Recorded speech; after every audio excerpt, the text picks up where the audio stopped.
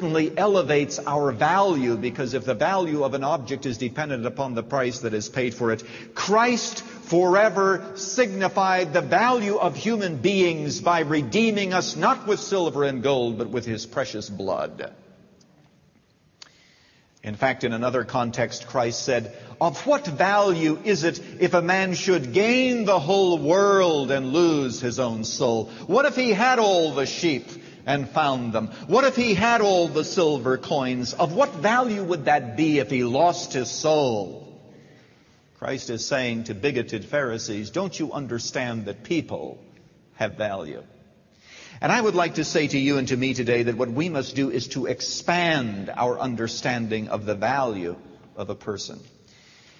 All of us who are parents have seen our children sick, and we know what it's like to look over a bed and see that child writhing with a fever, and we wish that we could change places with him or her, because we value that child. But do we value that child and forget that there are tens of thousands and millions of other children of the world who are starving and who are dying without a knowledge of Jesus Christ? And we say to ourselves, that child is so precious to me. Yes, but that child is not more precious than other children who do not have the same privileges.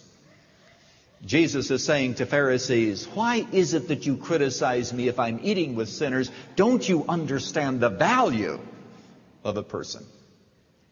Do you know that if Christ were to say to some angel, I want you to go down to this earth and live for 50 years as a human being, go through all the trials of humanity, and the reason that I am asking you to do that is because on earth there is a little boy who will be growing up without a father, and that little boy needs to know about Jesus Christ and be saved so that he can live forever in heaven.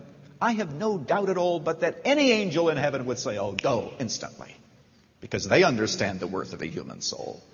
The text says that in heaven there is rejoicing over one sinner that repents.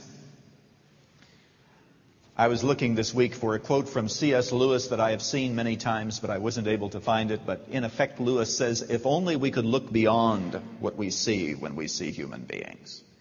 He said, we may be in a nursing home and see someone who is shriveled, someone who is emaciated, and we think to ourselves, what a pathetic human being. But he said, 5 minutes after death, if we could just see into eternity and recognize that every person is either going to be living in uninterrupted bliss or else in unspeakable horror forever. The value of a person. Remember K.P. Yohanan when he was here? Remember his words to us, oh God, may we have eternity stamped on our eyes. Every person we meet of eternal value. That's Christ's point. First of all, he says people are valuable. Secondly, Christ wants to teach very clearly that people are lost. They are lost. They need to be found. He uses the illustration of the sheep. Why? Because sheep, they scatter, they get lost easily, and they cannot find themselves. What is it to be lost, by the way? In all three of the parables, lostness means to be separated from your owner. So the sheep is separated from the shepherd, and the coin is separated from the woman. And also the son is separated from the father. And what Christ says is, sheep go astray, and they are unable to find themselves. Let me tell you that somebody gave little Bo Peep bad advice. It is not true that if you leave them alone, they'll come home, wagging their tails behind them. Well, this is Pastor Lutzer. I think it's rather remarkable, isn't it, that God in His Word uses sheep as an illustration of who we are. Because actually it is true that sheep will not find their way home. Sheep can be stubborn. Sheep love to find false paths. You see, what happens is they begin to eat one clump of grass, and then they go from one clump to another. Pretty soon they're separated from the herd.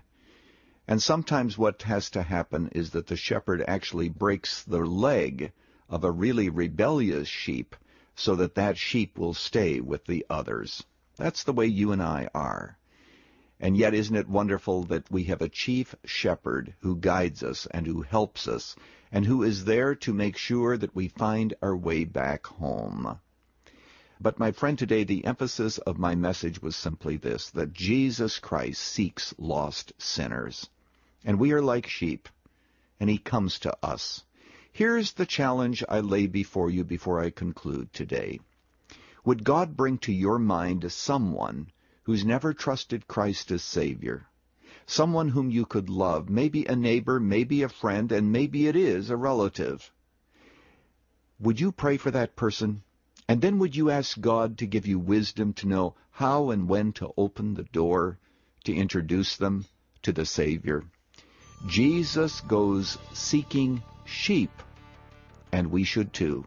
And thankfully that when we do, he's there to help us and to bring the other sheep all the way home. God bless you. Thank you, Dr. Lutzer. Erwin Lutzer has spoken to us about seeking the lost, another message in his series on What Would Jesus Do? Tomorrow, more from the parables of Luke chapter 15. Running to Win comes to you from Chicago's Moody Church to help you understand God's roadmap for your race of life. The complete 4-part series on What Would Jesus Do can be yours on CD, cassette, or MP3. For full information, call toll-free at 1-800-215-5001. That's 1-800-215-5001. For information about many other ministry resources from Moody Church, visit our website. You'll find us at runningtowin.org. Don't forget, Running to Win is supported by listeners like you. You can write to us at Running to Win, 1609 North LaSalle Boulevard, Chicago, Illinois, 60614. This is Dave McAllister. Join us for tomorrow's Running to Win.